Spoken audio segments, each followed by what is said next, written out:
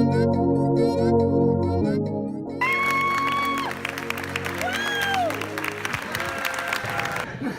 know this, I'd never been to Canada before. They have a camera in the house, and they actually put it on everyone's face. So the film ends, imagine this, you're watching it for the first time, I was watching it for the first time. They put the camera on, and all of a sudden the film ends, and your face is up on the screen. So first they were on Spike, people were, this was like 2,000 people cheering, throwing flowers and stuff. The reaction was insane. And then they went to Adam, everyone's on their feet cheering. They went to John David, and then my face came on the screen. Everyone just kind of stopped clapping. And then it went over to Laura, and everyone started clapping for 10 minutes. What could have been an alternative? I know there was no, you're put in a tough spot, I guess. That was the beginning of, but then to be a part of something like this has been amazing. The question was, what was it again? The response, like, is anyone, I would love it. I mean, I'm sure you guys are at the Globes, you had folks coming up to you talking about, you know, their reaction to the film. I had Sam Elliott on the carpet tell me it was his favorite film of the year, so I mean, yes. Sam Elliott. Stash himself. Damn, Sam. I don't have an answer. It's mostly things like that where that's kind of overwhelming. It's kind of too much to articulate. You know? That's a good one. Take her.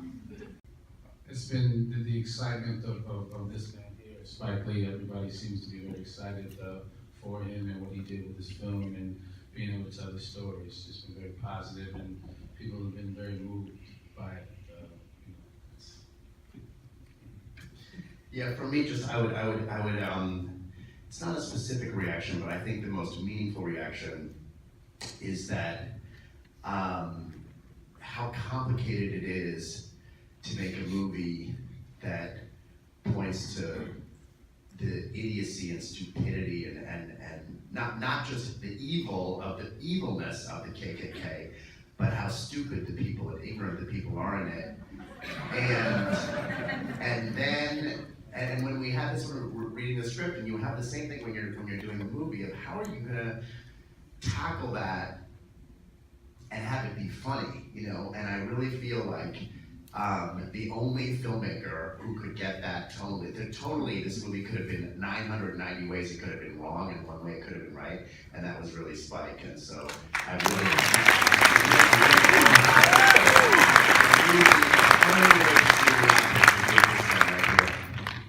So well said. And the reason why I want to start with you, I'm gonna talk. I gotta brag about you first. Well, I don't understand this. Yeah. Same question.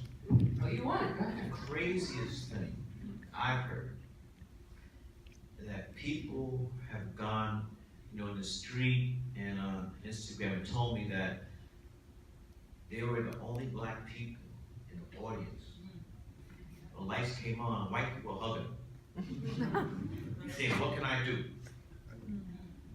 And that's if you do something, I mean, where that film had to have an effect for someone to go up to a stranger and hug him and say, what can I do?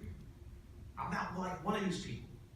And it's not like the black people in the audience were going around asking people what to say. They were just coming up to them. And so that, to me, that's the craziest thing that I've heard. No, in all of your films, but especially this one, I think the opening weekend I was talking about, this is a film that you want to see in a mixed audience because you want to have the lobby conversation that this film inevitably evokes. And again, I wanted to start with the reaction because let's just go down the list. And I try not to have notes, but this film's gotten so many honors, I wanted to make sure I wrote it all down. Recent 5-time BAFTA nomination, including Best Film, Best Director, and Best Actor. 3 SAG nominations, including Best Ensemble. We have the AFI honors. We also recently, Mr. Spike Lee was nominated for a DGA.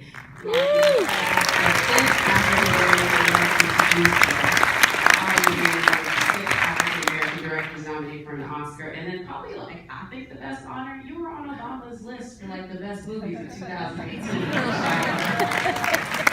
me, I'm like, that's it. You don't need to do anything else. So, But I might add, the first date Yeah.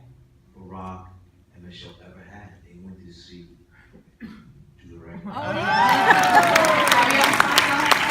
You know, where the stars just aligned themselves, and this, you know, this was the case for this film with the election and the craziness in the world. I just think that this film, the powers to be, whatever happened, you know, whatever it was, it aligned us. And I will say that this film definitely be on the right side of history.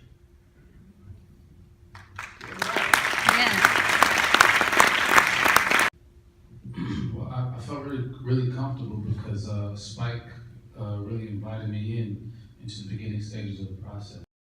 I'm not used to that, being invited into the process of making its film in its entirety. So to be able to, I started with myself. I didn't get to meet or talk to Ron months out. I still was preparing, so I just started with myself. What would I be doing in the 60s or 70s? What would I be listening to at school? Would I go to things of that nature? So I read myself about hip hop and R&B, EDM. I listened to Cranberries. So I read myself all of that and just watching Soul Train every night and different films from the 70s. So that was sort of my jumping off point. That's kind of got me into the spirit of this man. And then when I got to meet him and talk to him, he was very helpful and throughout the shoot. And I didn't want to aim the performance. I wanted to try to embody the spirit and understand what it was like being an African American in those times and then being him specifically. But so at the same time, that tricky balance of getting all the information I can, and at the same time being able to throw it away and understand and lend myself to the moments that happen on the Spike Lee set with these phenomenal actors. And that was sort of the way to get to the truth, the most truthful way. On the other side of that, Laura, I feel like your character, her voice is like the challenge for Ron. Like, this is Ron's story, but like her job is just everything. It's not just the tone. You have to balance this. The tone, I would say, is the stuff that's humorous and the stuff that is very serious. So you have to get the right balance of the tone. So you had what the actor done, but it's in the editor room that really the final touch on the tone. Whether it's, we have to get the tone balanced. Because no matter what the actors do, we don't balance the tone, then it's going to be out of whack. But the humor, I like to say, I've said this a lot, but the humor comes organically from the premise. The 6-word pitch that told over the phone. Black man infiltrates Ku Klux Klan. I thought of Dave Chappelle. All right. I said, nah. This is real guy. So the humor comes from the absurdity of the premise. We weren't writing jokes. It came out of it. And so it's hard to do this. You have to, one of my favorite examples of serious subject matter humor is Stanley Kubrick's Dr. Strangelove. You don't know about this film. The film's about